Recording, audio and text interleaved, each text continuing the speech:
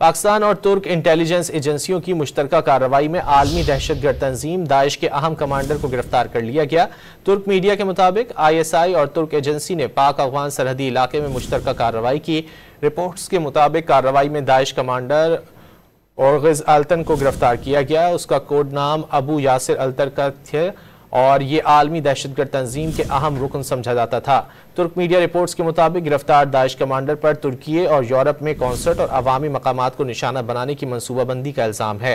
Daesh commander को मजीद तहकीकात के लिए तुर्की मुंतकिल कर दिया गया। पाकिस्तान और तुर्क इंटेलिजेंस एजेंसियों की मुश्तरका कार्रवाई में आलमी दहशतगर्द तंजीम दाइश के अहम कमांडर को गिरफ्तार कर लिया गया। तुर्क मीडिया के मुताबिक ISI और तुर्क एजेंसी ने पाक अफगान सरहदी इलाके में मुश्तरका कार्रवाई की।